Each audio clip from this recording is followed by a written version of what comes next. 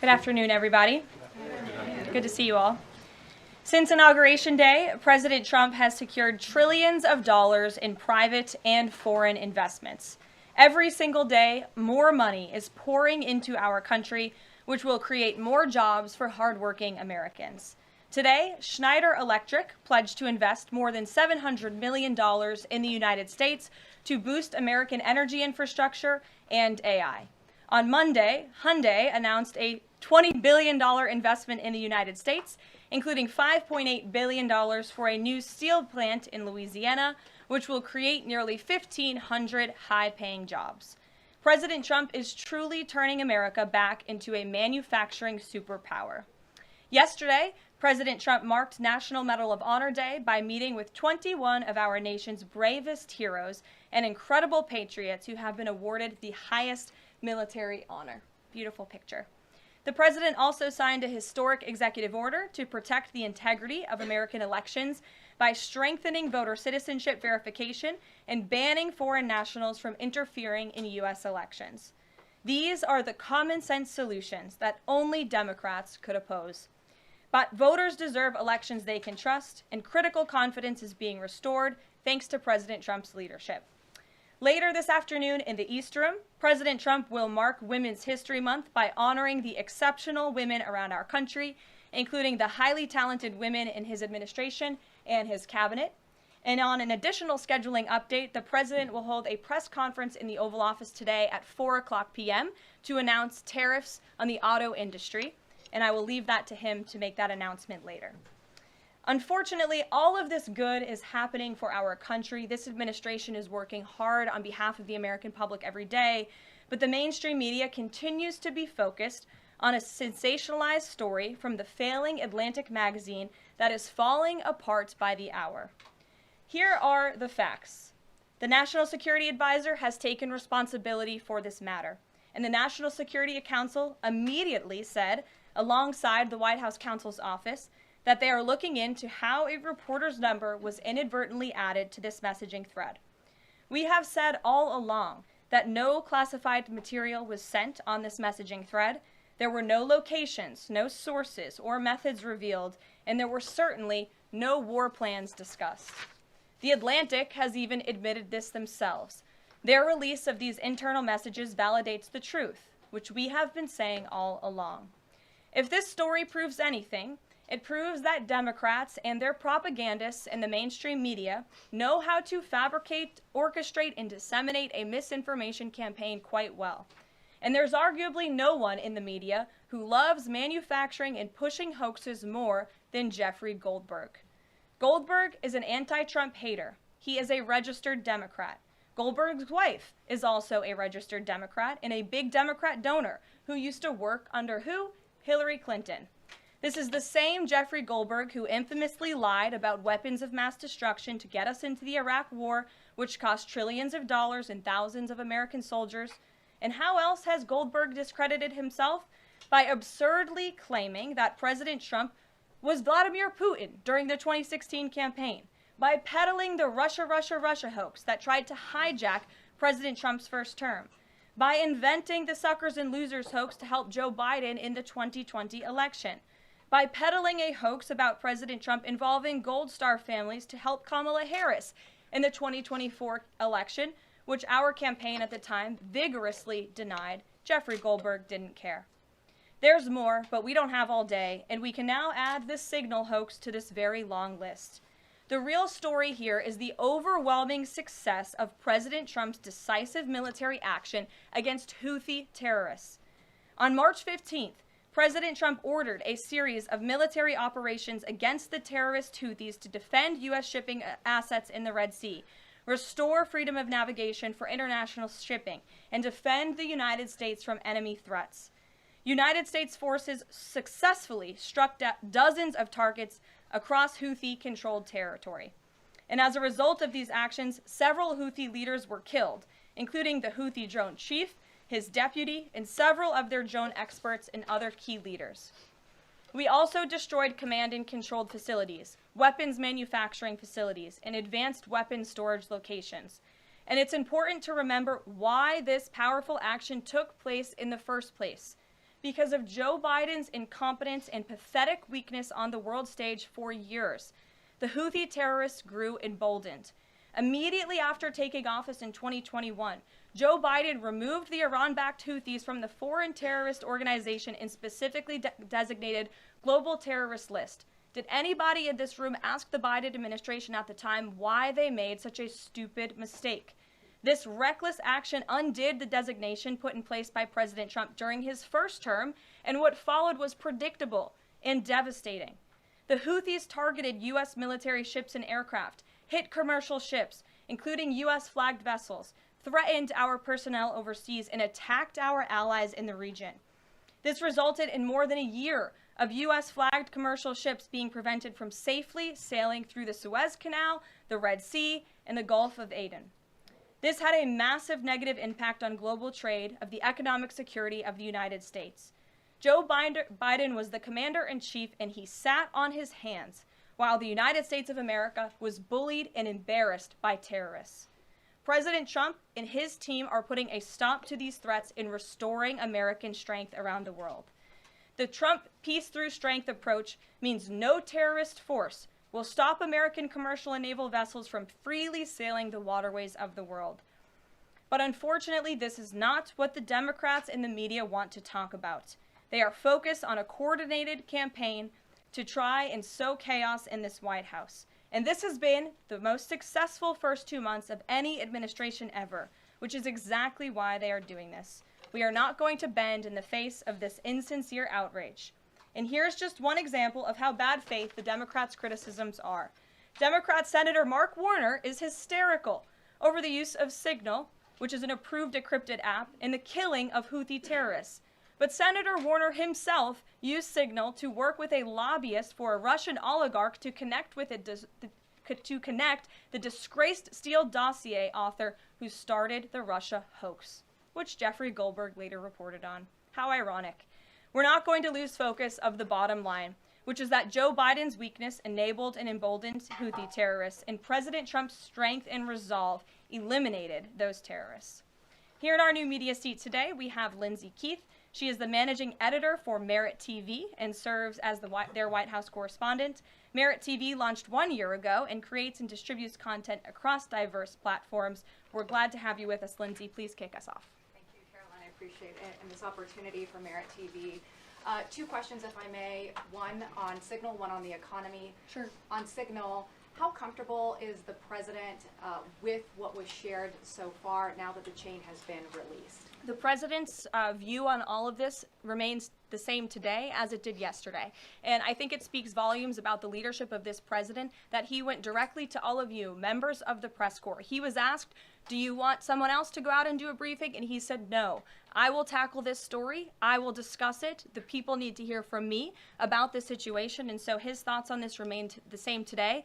He has placed great trust in his national security team. And as for the usage of Signal, as the president said yesterday, as the CIA director has testified under oath, this is an approved app.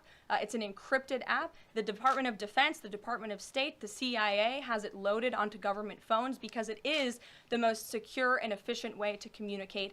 As for, again, the original situation in this messaging thread, the National Security Council, the White House counsel's office continues to look in to how this mistake, which the National Security Advisor has owned, occurred, and the president has ensured they are doing that. On the economy, consumer confidence hit a 4-year low this month. Can you help explain to the American people how tariffs will help them in the long run? Yeah, absolutely, and I'm grateful for the question. The American public will hear later this afternoon from the president directly on the topic of tariffs. And as you all know, April 2nd day, President Trump has proudly dubbed it Liberation Day for our country. What he means by that is it will be a day where the United States of America will no longer be ripped off by nations around this world. It will be a day where Americans finally see free and fair trade practices restored. We are no longer going to allow our allies, our competitors, and our adversaries to take advantage of American workers.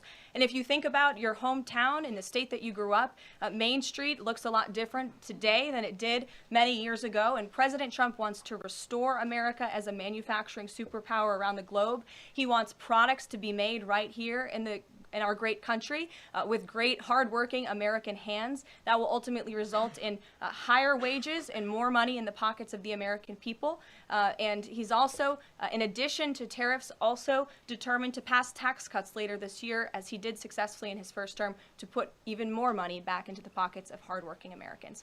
Peter. Caroline, if I can ask you very quickly about the information we've seen, just to set the predicate to all this. Has the president been briefed and physically seen he's seen all the details of the chat as printed by the Atlantic? I just spoke to the president about it, yes. Okay. Then let me ask you, if I can, very quickly. In the chat, Pete Hegseth, the defense secretary, details F-18s, Tomahawks, so some of the weapons that were used. He details the timing involved for this, all of which occurred 31 minutes before, as he says, F-18s would launch. The DoD manual details classified information as significant military plans, saying that is secret, that's classified. So what about, there are no methods, there are no sources, but that's not what determines what's classified. So what is it about what Pete Hegseth wrote that makes you say this is not classified? Well, it's not just me saying that, Peter. It's the Secretary of Defense himself who is saying this as well. And he put out a very strong statement earlier today listing all of the things that were not included in that message that he sent to the group.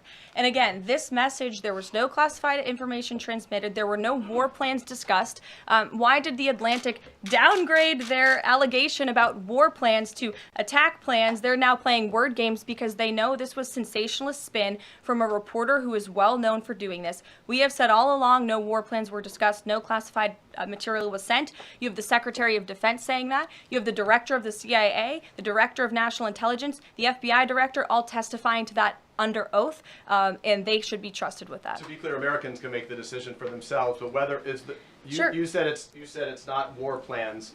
Would you characterize these as military plans, military operation plans? I would characterize this messaging thread as a policy discussion, a sensitive policy discussion, surely, amongst high-level cabinet officials and senior staff. And I'm so glad, Peter, that you said the American public can decide for themselves, because I think the American public should decide for themselves based on the outcome of this operation. And what happened in this operation? Terrorists that were allowed to run wild by the Biden administration were killed because of the direction and the determination of this president and his team. And this message also shows, this messaging thread also proved that President Trump has an incredibly dynamic team who is working incredibly hard, flying all over the world to secure world peace and to fix up the foreign policy crises that the previous administration left for this team to inherit. So to be clear, we all in this room and around the country would agree that we're glad no American service members were harmed, and we're glad that the mission was a success. We'll stipulate that. But the president said that Pete Hegseth said none of this was classified. So given the president has seen it now, and given the president understands that significant military plans are deemed classified as secret, how does the president view none of this, which details times and weapons and more, as being not classified? I've already been asked and answered this question. The president's thoughts on this remain the same today as they were yesterday, On what basis, as I'm well as the Secretary of Defense. This question has been asked and answered. There was no classified material discussed. Jackie. On what basis I was asking? Go ahead, Jackie. Thank you, Caroline. So why aren't launch times on a mission strike classified? Again, I would defer you to the Secretary of Defense's statement he put out this morning. There were various reasons he listed, things that were not included in that messaging thread that were not classified. And again, going back to the American public, do you trust the Secretary of Defense, who was nominated for this role, voted by the United States Senate into this role, who has served in combat, honorably served our nation in uniform? Or do you trust Jeffrey Goldberg, who is a registered Democrat and an anti-Trump sensationalist reporter? This president and this national security team are putting our national security and the American people first. We are restoring American strength around the world, and the results of this operation speak for themselves. Putting aside Jeffrey Goldberg, though, just for, for American service members who are going to have to carry out these missions in the future, what I guess the message that's coming from the response to all this that we're hearing is that, nothing sensitive happened.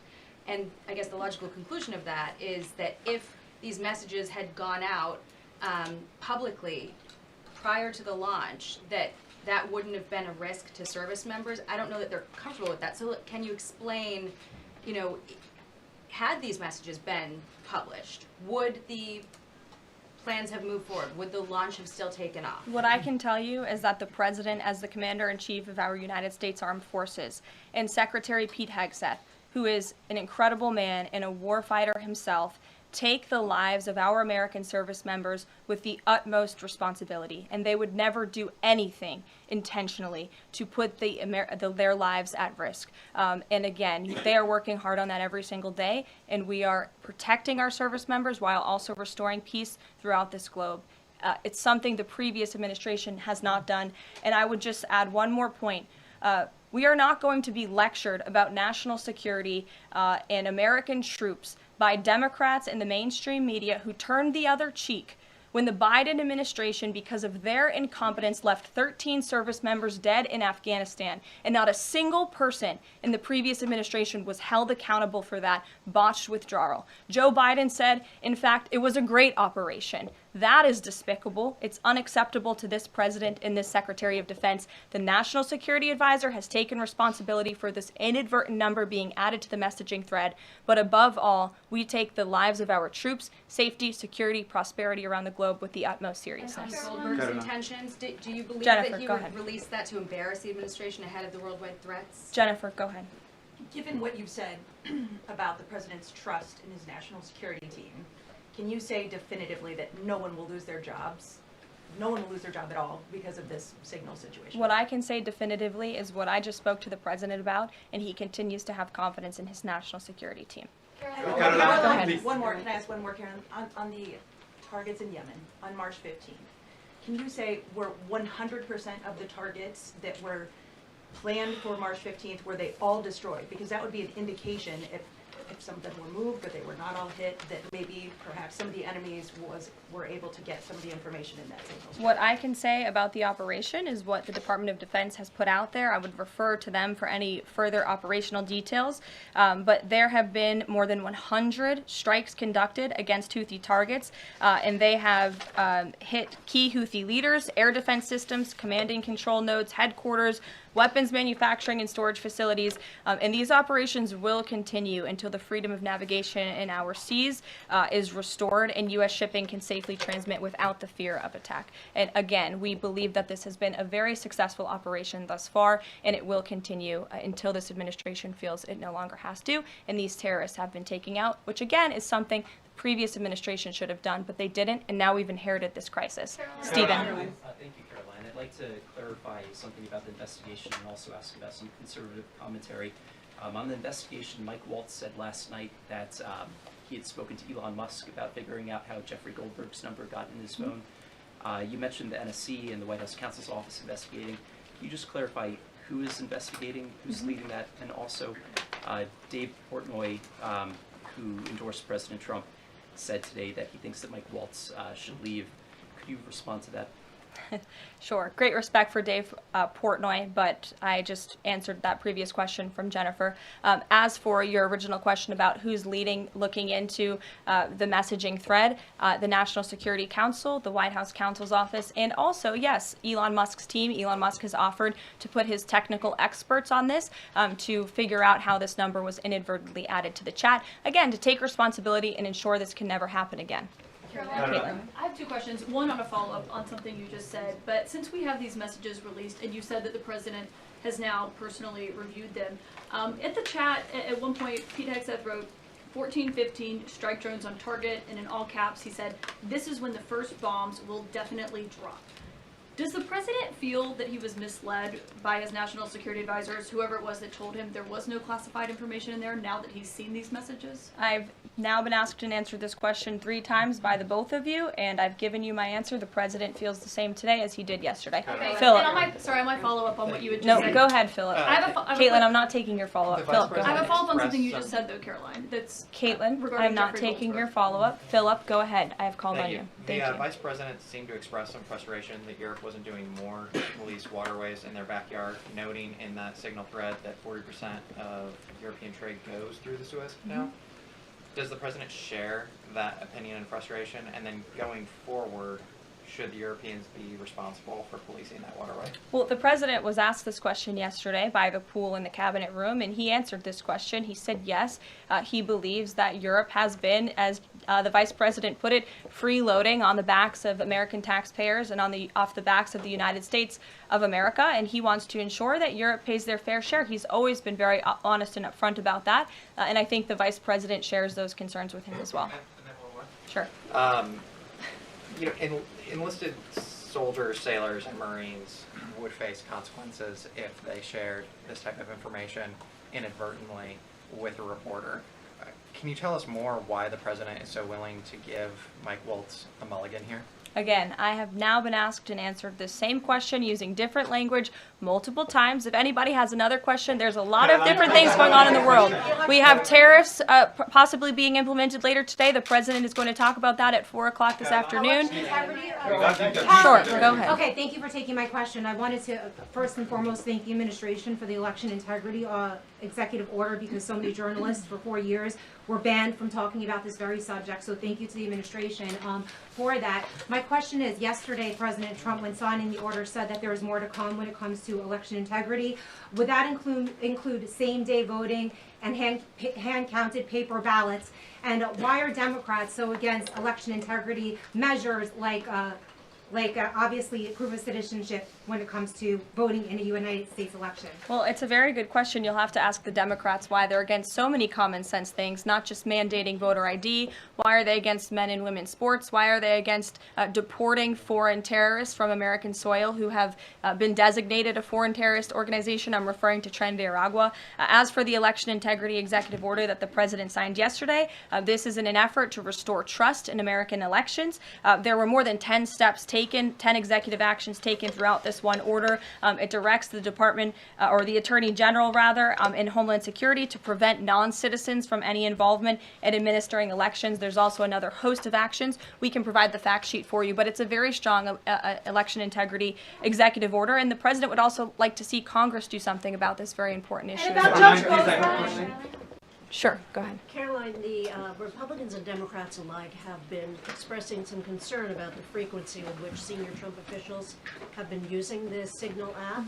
Has there been discussion, or will there be a review about how often they use Signal, and if you could explain to us how they might be considering other applications to get away from something like this happening again? Sure. Well, again, first of all, Signal has been an approved app for government use. It's an encrypted app, and as I said, it's the most safe and efficient way of communicating, especially when people can't be in a skiff or inside a room physically together. I think, as the president said yesterday, he wishes that everybody could be in the room, and it's our goal to ensure that everybody can be. But again, no classified information was discussed in this chat, and any time classified information is discussed amongst high-level officials across this administration, secure lines of communication are used, including, by the way, our special envoy, Steve Witkoff, who I understand the Wall Street Journal erroneously reported that he was on this Signal chat on a personal device while in Moscow. That is absolutely false. Steve Witkoff did not have his personal device, nor did he have his government device with him. He was given a classified, protected server by the United States government, and he was very careful about his communications when he was in Russia. So rest assured to the American public, this administration is taking every precaution when it comes to protecting our national security. And that's why the American people reelected this president, because they know that our national security is in good hands with the President of the United States. Speaking of the Vice President, I understand he's going to be speaking any moment now. I would hate to counter-program the Vice President of the United States. You'll also hear from the President at 3 o'clock. He will be honoring women's history at the Women's History Month celebration. We have a lot of great women across our cabinet who will be in attendance, so we'll see you all there. And then you'll also hear from the President again at 4 o'clock when he talks about tariffs. So plenty of time for more questions. Sorry it's a bit shorter today, guys. We'll see you later. Jeffrey Goldberg's number and Michael Waltz's phone if he's a registered Democrat and anti-Trump reporter.